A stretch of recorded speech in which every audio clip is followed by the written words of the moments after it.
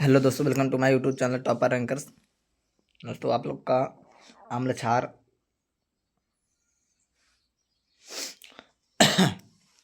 और आप लोग की पढ़ाई कैसी चल रही है। आशा करते हैं आप लोग अच्छे से पढ़ाई कर रहे होंगे, तैयारी ज़बरदस्त चल रही होंगी। ठीक है दोस्तों, आप लोग का आम्ल क्षार और लवण का चैप्टर ख़त्म हो गया था। आज हम उसका एमसीक्यू कराएंगे। ठीक है, जो एग्ज़ाम में पूछे जाते हैं, आप तो देख रहे हो एग्ज़ाम में 20-20 एमसीक्यू आने लगे हैं, इसलिए हम सोचा इसके साथ साथ एमसीक्यू भी कराते चलें। ठीक है दोस्तों, तो आप लोगों ने अपना पिछला रिवीजन कर चुके होंगे। अगर पिछला कर चुके होंगे तो जो एमसीक्यू कराएंगे उसमें करने में और मज़ा आएगा। जो नहीं किया होगा तो उसको क्या ही समझ में आएगा। फिर आप लोग अपना पिछला रिवीजन कर लीजिए अच्छे से, ठीक है, जो जो पढ़ाए हैं। और हम स्टार्ट करने चलते हैं अपना सेशन। ठीक है दोस्तों, ठीक है, हम बढ़ते हैं अपना आगे और देखते हैं अपना क्वेश्चन क्या है। 1 मिनट चालू रहना।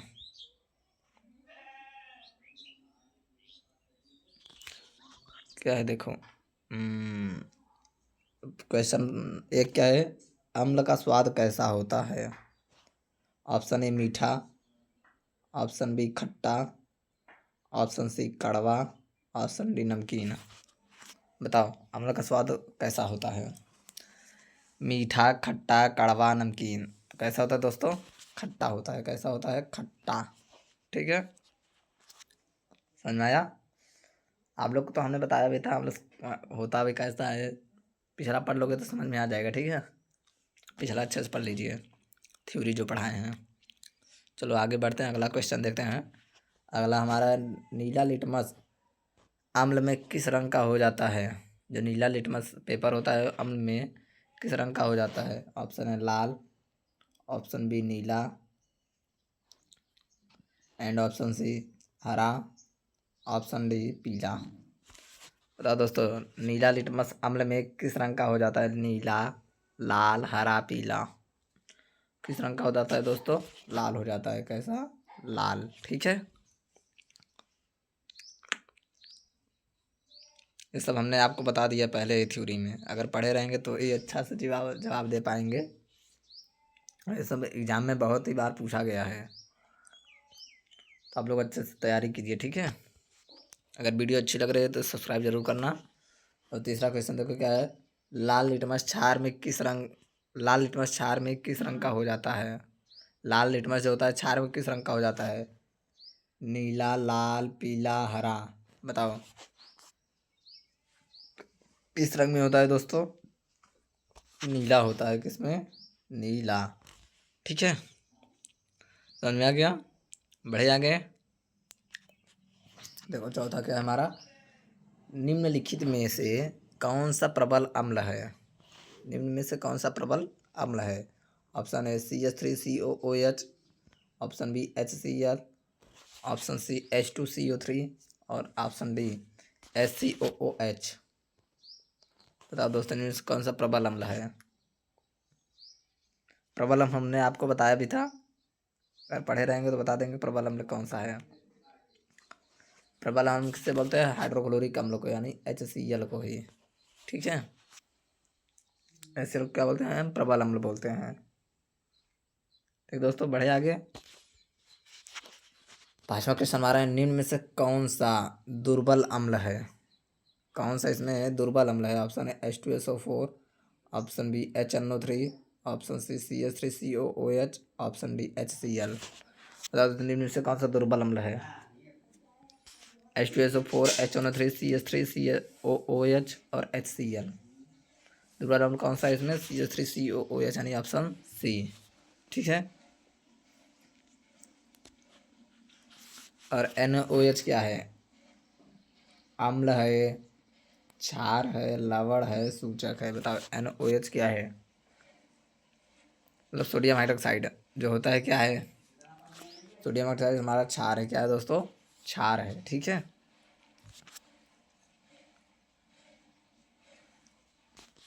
ठीक है, फिर आगे बढ़ते हैं।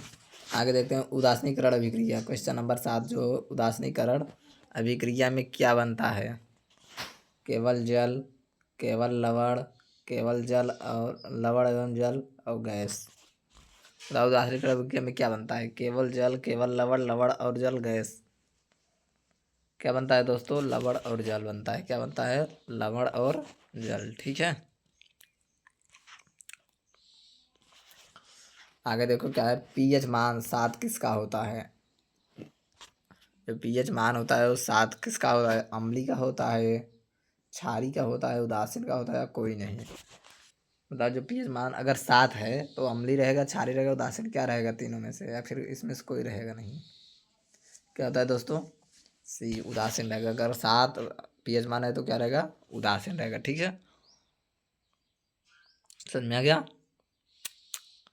ठीक है, अगर वीडियो अच्छी लग रही होगी तो अपने दोस्तों को शेयर कीजिए और लाइक सब्सक्राइब जरूर कीजिएगा। ठीक है, देखते हैं आप लोग कितना प्यार लुटाते हो। और लाइक करके कम से कम 1K लाइक ज़रूर करें। ठीक है, देखते हैं कितना जल्दी आप लोग 1K लाइक तक पहुंचा देते हो। अगर लाइव चलती है तो आप लोग आते हैं लाइव लाइव क्लास में अटेंड किया करो पूरा, तब तो समझ में आएगा ना। अटेंड करते ही नहीं हो लाइव क्लास, कहाँ समझ में आएगा फिर? ठीक है, आगे बढ़ते हैं। आगे क्या है हमारा 9वां क्वेश्चन। फिनोलेफ्थलीन क्षार में किस रंग की होती है? जो फिनोलेफ्थलीन है क्षार में कौन से रंग का होता है? रंगहीन, गुलाबी, नीली, लाल। फिनोलेफ्थलीन क्षार में किस रंग का होता है? रंगहीन, गुलाबी, नीली और लाल। किस रंग का होता है दोस्तों? गुलाबी होता है। ऑप्शन नंबर बी, गुलाबी। ठीक है, क्वेश्चन नंबर 10 देखो क्या है। हल्दी का रंग क्षार में कैसा हो जाता है? लाल, नीला, पीला, गुलाबी। जो हल्दी का रंग है क्षार में कैसा हो जाता है? लाल, नीला, पीला, गुलाबी। कैसा हो जाता है दोस्तों? बताओ। ऑप्शन नंबर ए, कौन सा? लाल। ठीक है, समझ आ गया दोस्तों? बढ़े आगे। बेकिंग सोडा का रासायनिक सूत्र क्या होता है? बताओ, कौन कौन बताएगा बेकिंग सोडा का रासायनिक सूत्र? कमेंट बॉक्स में जल्दी बताओ बेकिंग सोडा का रासायनिक सूत्र। बताओ बताओ बताओ। Option A Na2CO3, option B NaSCO3, CaCO3 और NaCl। बताओ बेकिंग सोडा का सूत्र क्या है?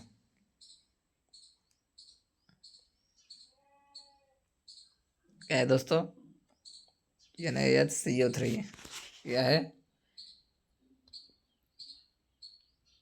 NaCO3। ठीक दोस्तों, समझ आ गया बेकिंग सोडा का। ये सब जितने भी सूत्र हैं अच्छे से याद कर लो। ठीक है, सूत्र बहुत ज़रूरी होता है, ये सब अच्छे से याद कर लो। अब आगे देखते हैं अब क्या है। धोने का सोडा का सूत्र क्या है? जो धोने का सोडा है उसका सूत्र क्या है? कौन कौन बताएगा इसका उत्तर? Option A Na2CO3 10H2O, option B NaCl, option C NaOH, option D CaO। बताओ धोने का सोडा का सूत्र क्या है? Option A, option B, option C, option D. कौन सा ऑप्शन होगा दोस्तों? Option A Na2CO3 10H2O। ठीक है, धोने का सोडा का सूत्र है Na2CO3 10H2O। बढ़ते हैं आगे। आगे देखो क्या है। Question number 13। Plaster of Paris का सूत्र क्या है?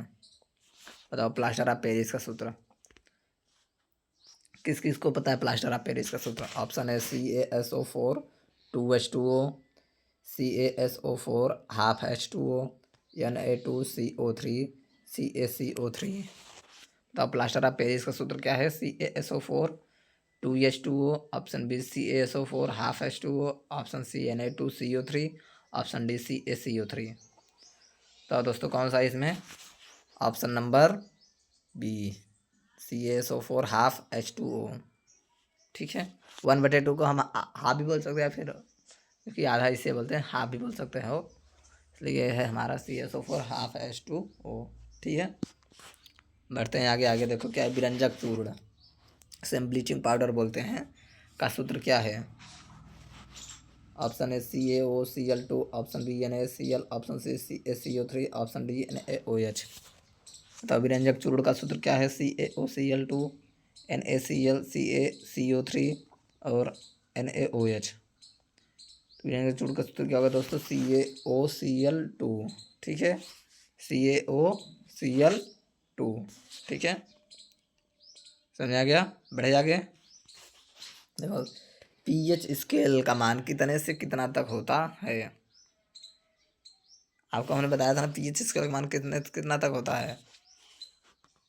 देखो ऐसे हमारा पीएच स्केल होता है, बीच में क्या होता है? 7 होता है, फिर 1 2 3 4 5, और ये हमारा 6 यहाँ हो जाएगा, यहाँ 7 हो जाएगा। इसमें अच्छे से लिख नहीं पा रहे हैं।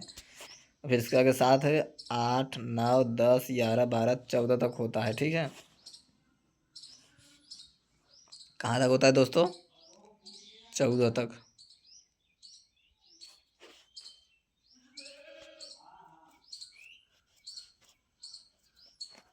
तो कितना होता है? 0 से कितना होता है?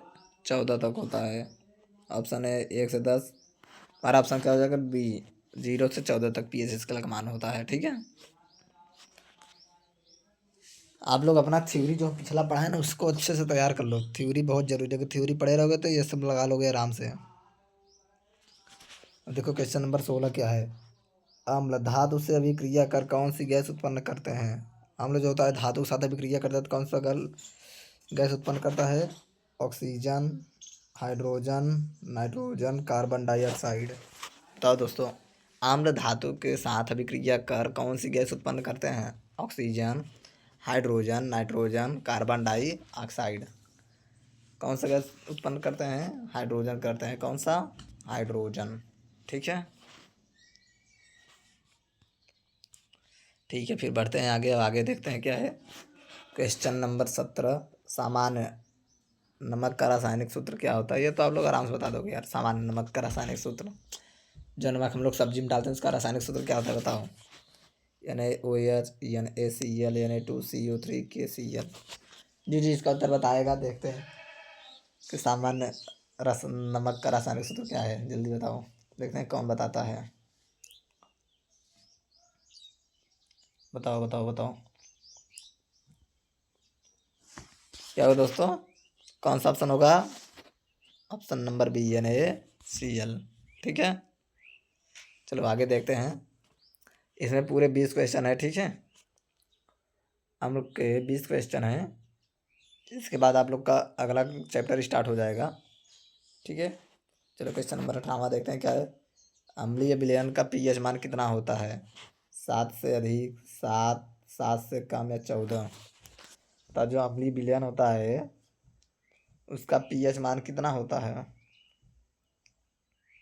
अम्लीय विलयन का पीएच मान कितना होता है? 7 से अधिक, 7, 7 से कम या 14। तो अगर अम्लीय है तो कैसे पता करेंगे ये अम्लीय? खट्टा रहेगा तो उससे पता चल जाएगा अम्लीय है। लेकिन इसका पीएच मान कितना होता है? 7 से कम होता है। ठीक है दोस्तों, समझ में आ गया? चलो आगे बढ़ते हैं। 19वां क्वेश्चन है। अभी इसके बाद एक क्वेश्चन और है बस। ठीक है, क्वेश्चन नंबर 19, क्षारीय विलयन का पीएच मान कितना होता है? क्षारीय विलयन का पीएच मान कितना होता है? 7 से कम, 7, 7 से अधिक, 0। तो जो क्षारीय विलयन होता है उसका पीएच मान कितना होता है दोस्तों? 7 से अधिक होता है। ठीक है, समझ आ गया? आज का लास्ट क्वेश्चन है इस चैप्टर का, और जो कि हमारा निम्न में से प्राकृतिक सूचक कौन सा है? इसमें से प्राकृतिक सूचक कौन है? Litmus, phenolphthalein, methyl orange, NaOH, मतलब सोडियम हाइड्रोक्साइड। तो निम्न में से प्राकृतिक सूचक कौन है? Litmus, phenolphthalein, methyl orange, NaOH। कौन सा है दोस्तों? लिटमस। कौन सा? लिटमस। ठीक है, समझ में आ गया? ये आप लोगों के लिए है। इसका आप लोग उत्तर हमें कमेंट बॉक्स में बताओ, चाहे अभी बताओ चाहे वीडियो खत्म होने के बाद बताओ। ठीक है, कि दांतों की सड़न तब शुरू होती है जब मुख्य पीएच लगभग कितना हो जाता है? 8.0, 7.0, 5.5 से कम, 10.0। इसका उत्तर आप लोग हमें कमेंट बॉक्स में बनाना, ठीक है। अगर वीडियो अच्छी लगी तो इसको सब्सक्राइब जरूर कीजिए, अपने दोस्तों को भी शेयर कीजिए। और आज आप लोग का इसका लाइक कम से कम 1K तक पहुंचाना ही है। देखते हैं आप लोग कितना तक पहुंचा सकते हैं। आप लोग जितना ही लाइक करेंगे उतना मेरा मनोबल बढ़ेगा और हम उससे भी अच्छी से अच्छी वीडियो लाएंगे, ठीक है। तो मिलते हैं अपने अगली वीडियो में। बाय बाय, टेक केयर, धन्यवाद।